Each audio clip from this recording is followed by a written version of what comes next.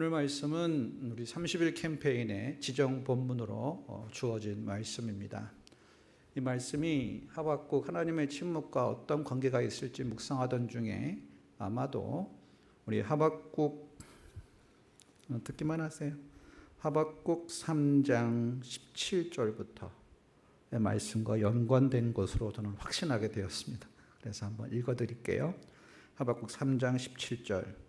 비록 무화과 나무가 무성하지 못하며 포도나무에 열매가 없으며 감람나무에 소출이 없으며 밭에 먹을 것이 없으며 우리의 양이 없으며 외양간에 소가 없을지라도 나는 여호와로 말미암아 즐거워하며 나의 구원의 하나님으로 말미암아 기뻐하리로다.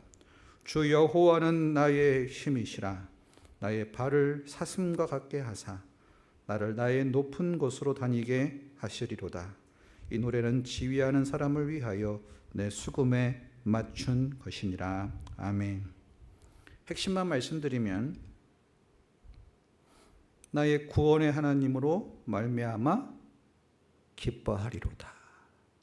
이 말씀과 내게 능력 주시는 자 안에서 내가 모든 것을 할 수 있느니라. 이 말씀이 신구약의 짝으로 보여줘서 여러분에게 소개합니다. 오늘 말씀의 제목은 성장하는 믿음인데요. 생명체가 돌이 된 것을 화석이라고 합니다. 돌이 되었단 말이죠. 그러면 신앙이 돌이 된 것은, 생명을 잃은 것은 뭐라 말할까요?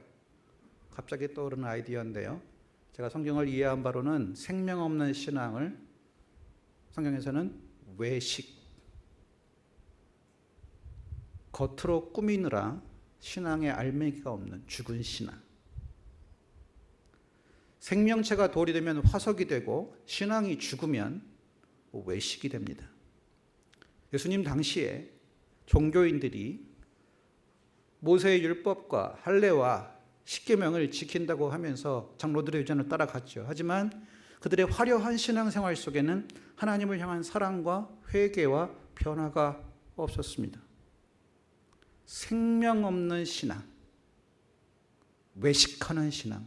하나님이 눈에 안 보이니까 눈에 보이는 사람들에게 믿음이 좋다는 것이 목표가 되어버린 외식. 겉으로 꾸미는 데 집중하는 모습이죠.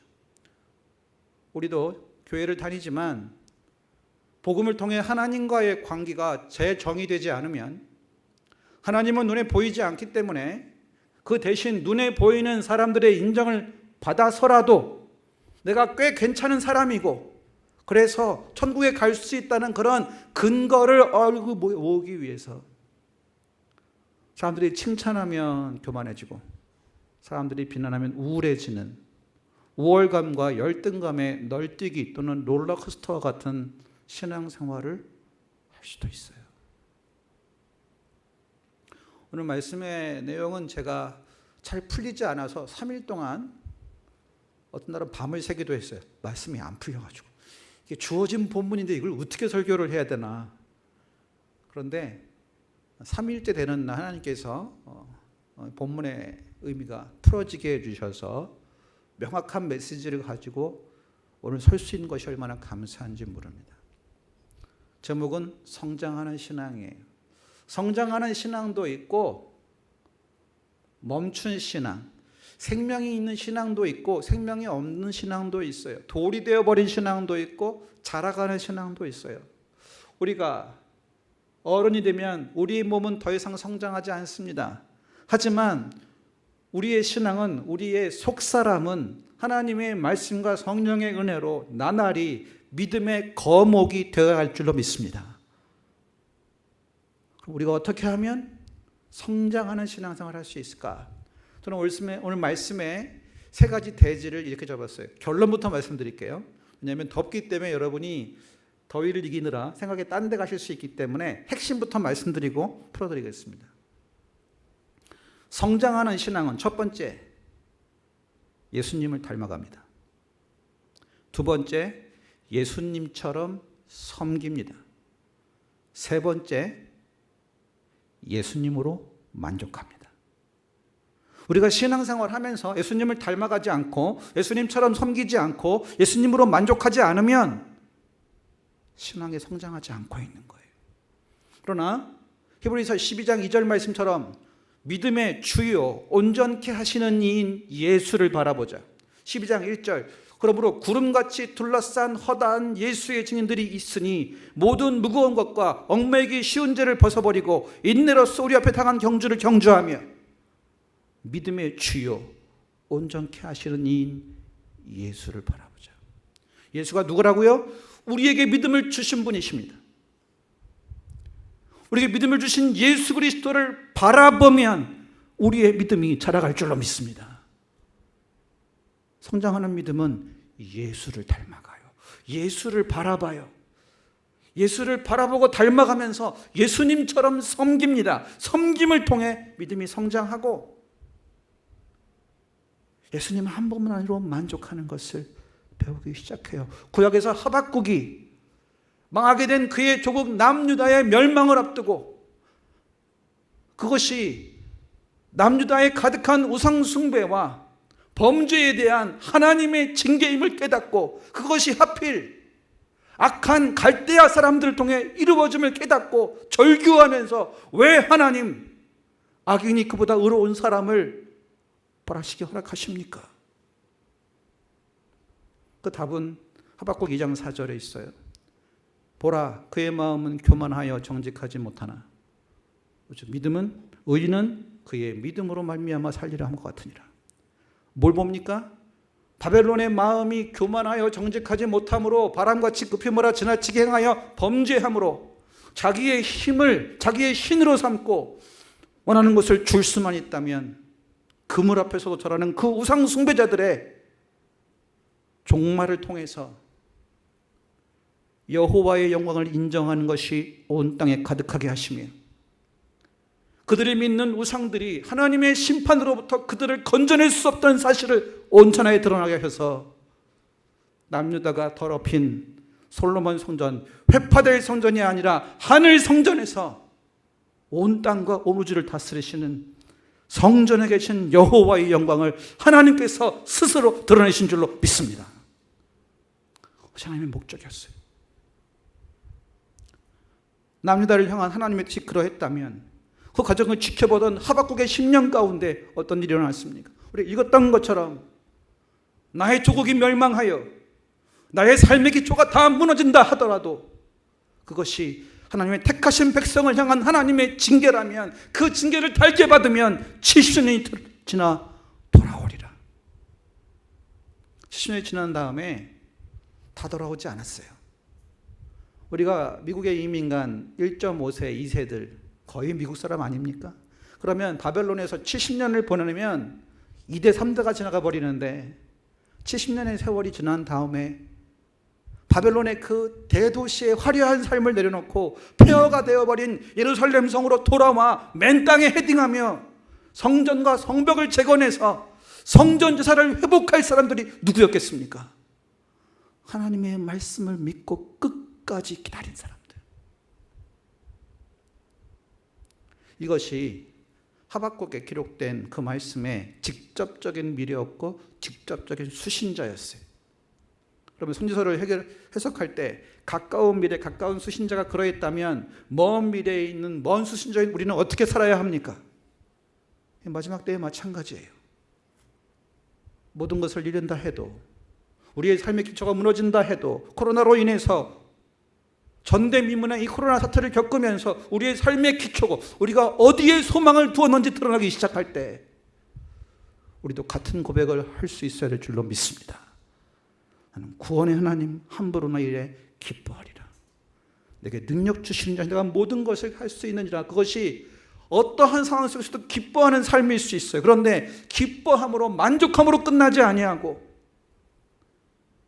주님 주신 것으로 인해 감사하며 만족하며 우리를 세워두신 사명의 자리를 지키는 것, 그것이 넘어서 1장 17절에 기록된 복음에는 하나님의 의가 나타나서 믿음에서 믿음에 이르게 하니 기록된 바 오직 의인은 믿음으로 말미암아 살리라 한 것 같으니라.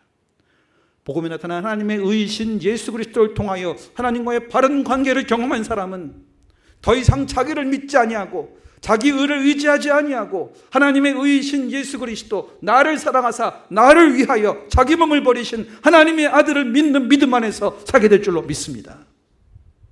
그러한 변화가 나타나는 거죠. 원래 준비한 설교는 이게 아닌데 제가 기도를 많이 하고 쓰면 하나님 메시지를 보여주시면서 회중의 얼굴을 볼 때 필요한 말씀들만 뽑아서 전해야 졸지 않으시기 때문에 그렇게 가는 경우가 종종 있는데 오늘 밤이 그 밤이 아닌가 싶습니다.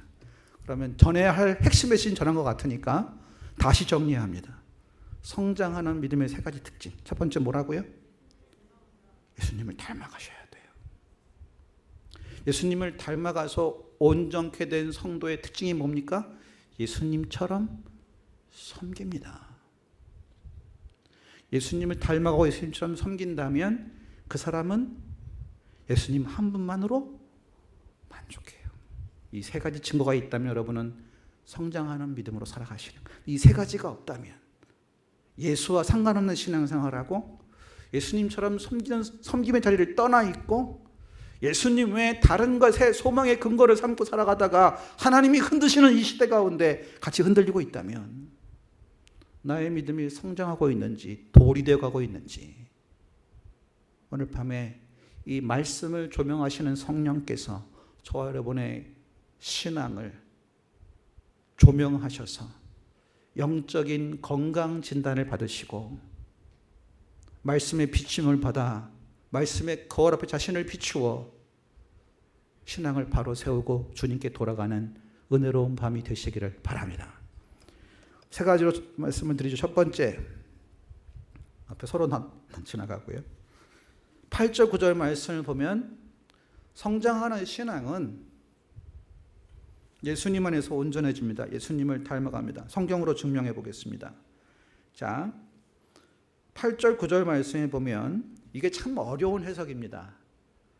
제가 봤던 주석서에는 어떤 주석서에도 명확하게 안 나와 있었는데 ESV라는 헬라어 성경을 영어로 옮긴 그 번역본에 보니까 눈에 들어오게 돼 있어요. 설명을 드릴게요. 8절에 보시면 무엇이든지 이렇게 많이 나오죠. 앞에 6개가 있고 마지막 2개가 있어요. 헬라어 원문에 보면 이렇게 되어 있습니다. 무슨 덕이 있든지 무슨 기름이 있든지 이 부분이 어떤 탁월함으로 인해서 칭찬받기를 원한다면 이런 뜻이에요. 이게 시작되는 부분이에요.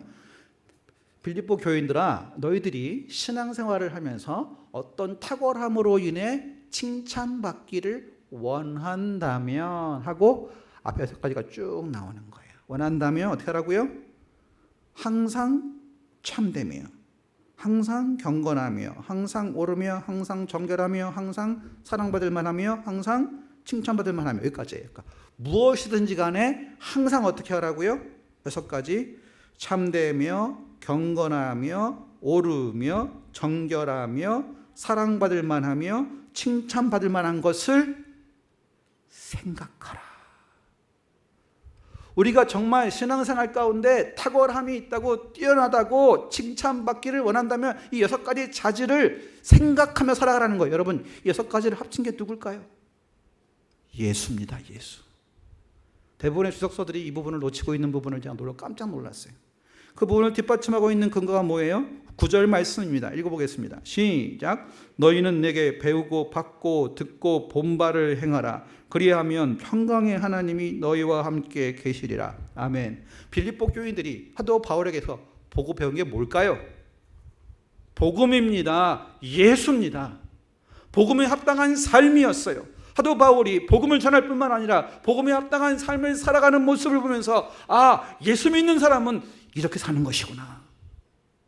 그러므로 너희들이 내게 받은 복음에 합당한 삶을 살아가면서 정말 너희들의 신앙이 탁월하다고 뛰어나다고 칭찬받기를 원한다면 무엇이든지 항상 6가지 덕목을 기억하라. 예수의 모습입니다. 또 한 가지 근거를 대볼까요? 성령의 열매를 말씀하고 있는 갈라디아 5장 20절 22절. 오직 성령의 열매는 외워보겠습니다. 시작. 사랑과 희락과 화평과 오래 참음과 자비와 양선과 충성과 온유와 절제니. 마지막에 이 같은 것을 금할 법이 없느니라. 뭐예요? 성령의 열매를 반대할 율법이 있다 없다? 없다. 성령의 열매는 율법의 요구를 뛰어넘는 탁월한 삶인 줄로 믿습니다. 그러면 성령의 열매는 뭘까요? 사도행전에 보면 성령은 예수의 영입니다. 그리스도의 영입니다. 성령은 우리 안에 거하시면서 말씀을 통해 그리스도를 드러내셔서 우리로 하여금 예수님을 닮아가게 하시는 성화를 이루시는 줄로 믿습니다. 성령이 성도 안에서 성경을 통하여 성화를 이루어 가십니다. 그러므로 성령의 열매는 예수님을 닮은 모습이에요. 캐나다의 영성신학자인 유진 피터슨이 우리나라에 내한했을 때 이런 질문을 받았습니다. 영성이 뭡니까? 한동안 영성에 대한 유행이 좀 있었죠. 스피리추얼리티. 영성이 뭡니까? 제가 지금도 기억해요. 그분이 딱 한 말씀 하셨어요. Spirituality is Christ likeness. 그리스도를 닮아가는 것이 영성입니다. 저와 여러분이 우리 안에서 말씀을 통해 역사하시는 성령의 인도를 받으면 성령께서 예수의 영이시고 삼위일체의 신비 가운데 제3위이신 성령께서 우리에게 오신 구원자이신 제2위이신 성자 예수님을 드러내셔서 거룩한 삶의 변화가 나타나게 될 줄로 믿습니다. 그것을 배우고 본 바대로 행하라는 거예요. 그런 맥락에서 보면 말씀이 풀립니다. 참되며 우리가 무엇이든지 참된다면 증거가 뭘까요? 거짓말을 못하게 되거나 거짓말을 힘들어하게 돼요. 제가 예수님 만나기 전에 제가 중3 때 예수님 만났는데 머리가 좋아서 눈 하나 깜짝하지 않고 거짓말을 잘했습니다. 그런데 중3 때 예수님이 마음속에 쑥 들어오시니까 그전까지는 태권도를 해가지고 막 싸고 다녔거든요. 예수님 마음속에 쑥 들어오시니까 두 가지가 안 돼요. 세 가지가 안 돼요. 싸움이 안 되고 욕이 안 되고 거짓말이 안 돼요. 운동하는 친구들은 항상 이 욕을 쉼표와 마침표로 찍습니다. 그런데 예수가 쑥 들어와 버리니까 제가 말을 못하니까 어버버버버버버. 왜냐하면 쉼표와 마침표를 찍어줘야 되는데 안 나오는 거예요. 예수가 내 안에 들어오면 예수가 생명이기 때문에 영생이시기 때문에 우리는 무슨 일을 하든지 항상 참된 것을 갈망하게 될 줄로 믿습니다. 그러한 변화가 없다면 예수가 없는 걸 수 있어요. 무엇이든지 뭐가 참된 것인지, 뭐가 거룩한 것인지, 뭐가 아름다운 것인지, 뭐가 선한 것인지, 무엇이 하나님을 기쁘시게 하는 것인지 내 안에 계신 예수로 인해서 관심이 달라지는 거예요. 거짓말을 안 하고 살 수 있다면 좋겠지만 예수님 마음속에 계시면 거짓말이 점점 어려워지고 불가능해지고 거짓말을 했다 하더라도 거짓말을 한 그 죄로 인해서 주님의 마음을 슬퍼하실 것을 깨닫고 빨리 회개할 줄로 믿습니다. 이런 변화가 없다면 내 안에 예수가 있는지 스스로 물어보셔야 돼요. 두 번째, 경건하며. 경건이란 말은 여러 가지 해석이 가능하지만 영어로 말씀드리면 godliness, 하나님이 기뻐하시는 태도예요. 이 일과 이 말과 이 행동을 주님이 기뻐하실까? WWJD, What would Jesus do? 예수님이라면 어떻게 하실까? 예수님이 지금 내 입장, 내 위치라면 뭐라고 말씀하실까? 그리스도를 본받는 삶, 경건, 주님을 기쁘시게 하는 태도를 말합니다. 오르며, 이것은 헬라어로 보면 의로움, 바른 것, 그래서 디카이오스라고 칭의의 그 의자와 같은 헬라어를 쓰고 있는데요. 성경에 나오는 의는 두 가지 의미예요. 바른 관계로부터 시작된 옳은 삶. 죄인인 저와 여러분이 거룩하신 하나님과의 바른 관계에 들어갈 수 있는 근거는 우리의 선행이나 노력, 자기의가 아니라 하나님의 의이신 예수 그리스도 앞에 믿음으로 나아가 자기를 의지하지 않고 예수를 의지할 때에 하나님의 은혜로 바른 관계 속에 들어가게 될 줄로 믿습니다. 칭의는 은혜예요. 그렇기 때문에 칭의의 은혜를 받은 사람은 감사함으로 거룩하신 하나님 앞에 옳은 삶, 죄인인 내가 하나님과의 바른 관계에 들어가게 된 칭의의 은혜에 감사하는 사람은 그 바른 관계에 들어간 은혜로 인하여 거룩하신 하나님 앞에서 옳은 삶으로 변화되어 갈 줄로 믿습니다. 이게 바로 성화예요. 칭의의 은혜가 성화를 견인합니다. 하나님과의 바른 관계 속에서 하나님의 거룩하심을 드러내는 옳은 삶을 살아가는 내면의 변화, 성화의 열매가 여러분의 삶 속에 성령의 열매로 예수님을 닮아감으로 나타나시기를 축복합니다. 그다음에 뭐라고요? 정결하며 죄로부터의 정결함. 신앙생활을 하면 할수록 죄와 가까워져야 됩니까? 죄와 멀어져야 됩니까? 하나님께로 가까워지면, 하나님께 가까워지면 죄로부터 멀어짐입니까? 가까워짐입니까? 거룩하신 하나님의 임재 속에 나아갈수록 우리는 더러운 죄를 멀리할 줄로 믿습니다. 그것이 바로 순결한 거예요. 정결한 거예요. 사랑받을 만하며 사랑스럽죠. 인격의 아름다움으로 사랑스러운 매력 있는 그리스도인. 그것이 바로 이 모습입니다. 저 여러분은 매력 있는 그리스도인입니까? 믿는 사람이 더해라는 말을 듣습니까? 이상하게 보수적인 신앙 가지신 분들이 좀 매력이 덜한 것 같아요. 바른 신앙을 가지고 있다면 바른 신학, 바른 신앙, 바른 삶으로 가야죠. 빛은 어둠 속에서 드러나기 때문에 매력이 있습니다. 어둠 속에 빛이 명확하게 드러나죠. 어둠 속에서 빛으로 드러나는 것은 이미 매력이 있어요. 저와 여러분은 매력이 있습니까? 예수님 닮은 매력이 있어요? 아름다운 인격의 매력이 예수님 닮은 모습으로 나타나고 있습니까? 이걸 알 수 있는 시험들은 전도입니다. 전도가 전혀 안 된다. 내 신앙이 매력이 있는, 내가 매력이 없나? 불신자들에게 우리의 신앙이 아름다운 인격에 의한 매력으로 사랑스러움을 다가가고 있습니까? 여러분, 전도를 하시려면요, 이웃과의 관계를 바로 하셔야 됩니다. 어디 가서 뭐 깎을 때 너무 깎으시면 안 돼요. 전도하는 마음으로 good price, 좋은 가격에 사셔야 됩니다. 베풀고 나눠주지 않으면 전도가 되든가요? 안 돼요.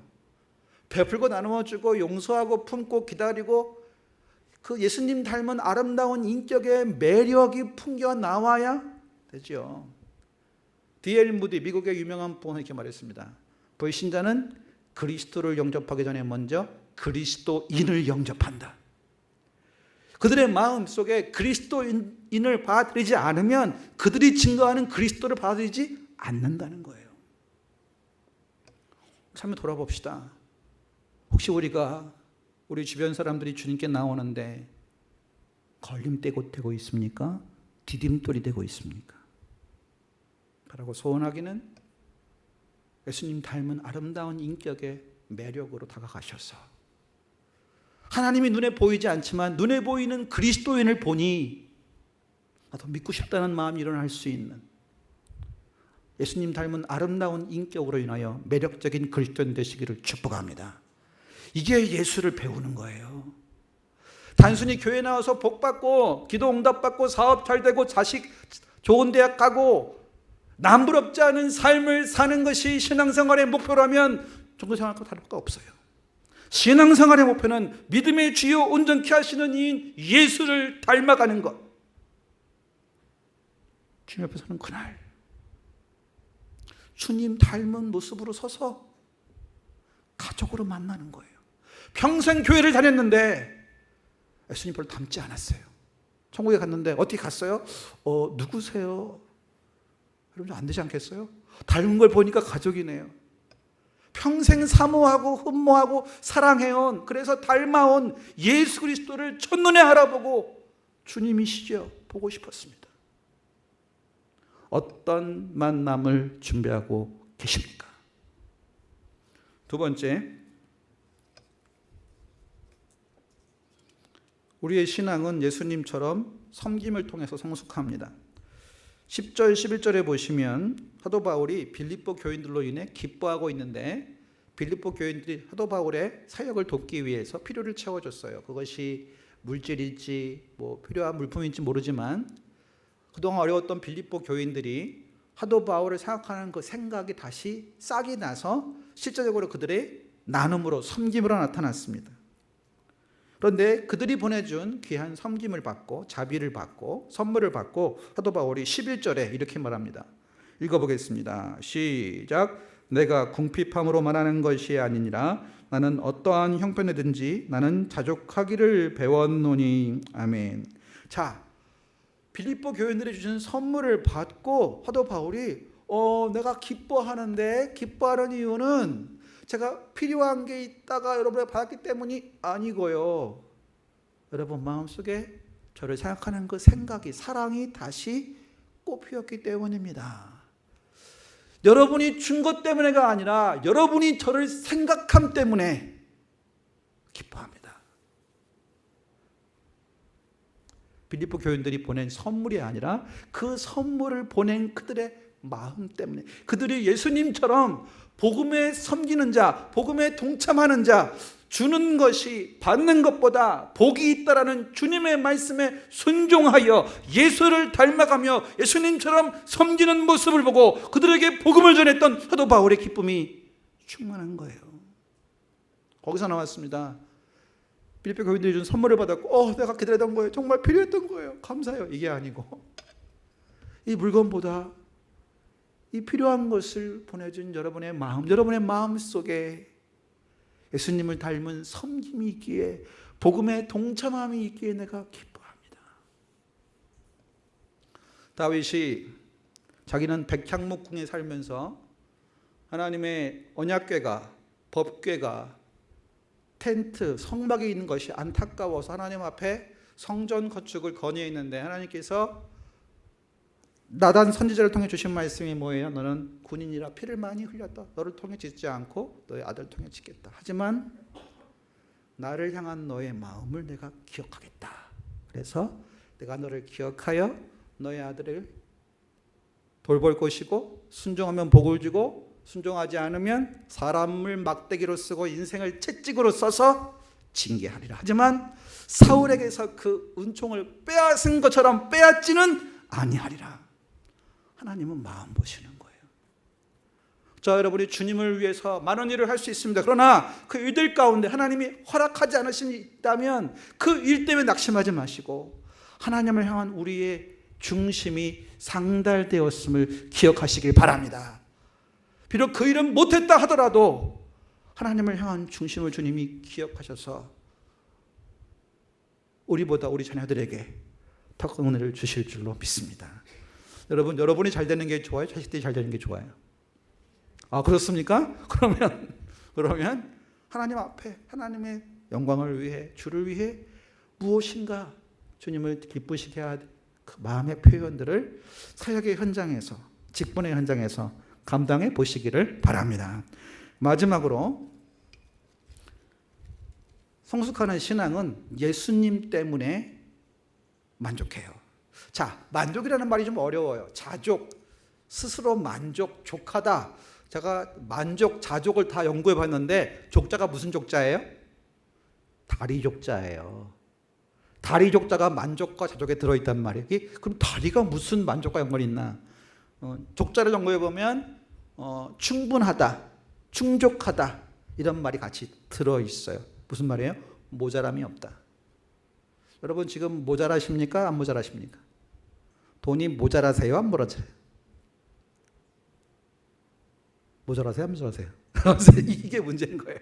이게 내게 능력 주신 자는 내가 모든 것을 할 수 있다. 사도 바울은 고백합니다. 우리 12절 13절 우리 12절 13절 결론으로 읽어보겠습니다. 시작. 나는 비천에 처할 줄도 알고 풍부에 처할 줄도 알아. 모든 일 곧 배부름과 배고픔과 풍부와 궁핍에도 처할 줄 아는 일체의 비결을 배웠노라. 내게 능력 주시는 자 안에서 내가 모든 것을 할 수 있느니라. 아멘. 모든 상황에 처할 줄 아는 비결을 배웠다 그랬어요. 자, 여러분 비천에 처할 줄 아십니까? 복음 때문에, 그 주님 때문에 낮고 천한 위치에 놓였을 때도 견디면서 사명 감당하는 법을 아세요? 그럼 배우셔야 되겠는데요. 두 번째, 풍부에 처할 줄도 알아. 그러면 가난한 사람이 갑자기 풍부에 처하면 행복할까요? 로또 당첨된 사람들 10일 중에 9은 다 불행해진다고 합니다. 차라리 로또가 안 걸렸으면 행복할 텐데 10이면 9이 로또 때문에 패가망신하고 부부가 이혼하고 형제끼리 싸워요. 10이면 9이. 풍부에 처할 줄 아는 것도 쉽지 않아요. 풍부에 처하면 낭비가 많습니다. 자기 과시가 많아요. 부자라는 걸 티를 못 내서 안다라는 사람은 부자가 아니죠. 그런 말 하대요. 성경에는 아브라함, 이삭, 야곱이 부자예요, 아니에요? 부자라고 돼 있어요, 안 돼 있어요? 있기도 합니다. 심히 부자. 그런데 그들이 부자로 남았어요, 믿음의 조상으로 남았어요? 부자인데 믿음으로 남았단 말이에요. 저는 여러분이 부자가 되시되 믿음으로 기억되시길 바랍니다. 여러분의 부가 하나님 앞에 붙들려 쓰일 때 돈을 위해 살지 말고 돈을 주신 하나님의 영광을 위해 믿음 따라, 돈 따라가지 마시고 믿음 따라가시길 바랍니다. 그게 바로 말씀에 인도하는 삶이에요. 그렇게 살아야 우리를 기억하는 사람들이 그분 부자였어 할 수도 있고, 그분은 부자였는데 믿음으로 살았어. 어떻게 남기를 원하십니까? 배부름, 배부름에 처할 줄 아는 사람은 다이어트 합니까? 배고픔, 너무 배고파서 범죄하지 않게. 그러니까 이 삶의 모든 정황 속에서 왜 하나님이 우리에게 비천함과 풍부함과 배부름과 궁핍과 풍부, 이 다양한 삶의 정황 속에 두실까요? 왜 우리의 인생 가운데 비천함과 궁핍도 허락하실까요? 예수님 닮으라고요. 예수님도 배고프셨어요. 예수님도 죄수처럼 책임받으셨어요. 예수님은 십자가에서 저와 여러분을 위해 가장 비천한 자리까지 올라가셔서 가장 안타까운 죽음으로 인생을 마무리하십니다. 저와 여러분의 구원을 위해서. 그 예수를 믿다고 하면서 우리가 비천이나 가난함이나 고난이나 복음을 위한 자발적인 고난 피한다면 예수를 배울 수 있을까요? 종교의 목표는 고난이 없는 편한 삶이에요. easy life. 그러나 신앙생활의 목표는 예수를 닮고 배우기 위해서 어떠한 상황 가운데 두신다 하더라도 예수님으로 인해 기뻐하며 주님 주신 사명을 감당하는 것인 줄로 믿습니다. 이것이 바로 내게 능력 주신 자 안에서 모든 것을 할 수 있다. 이것은 만능을 의미하는 것이 아니에요. 모든 상황 속에서 주님으로 인해 기뻐하며 우리를 세우신 사명의 자리에서 묵묵히 사명을 감당함으로 이 사명의 길을 되어 주님을 만나는 것. 이것이 내게 능력 주신 자 안에서 모든 것을 할 수 있다는 고백이 아니겠습니까? 말씀을 마무리합니다. 교회만 다니지 마시고 교회의 머리이신 예수님을 배우십시오. 예수님을 닮아가시고 예수님처럼 섬기시고 예수님 한 번만으로 인해 만족하는 법을 배우실 때 우리 인생의 마지막의 순간이 와도 겪고 있는 코로나도 오직 의인은 믿음으로 말미암아 살리람과 같으니라. 이 말씀이 여러분의 말씀 되시기를 주의 이름으로 축원합니다.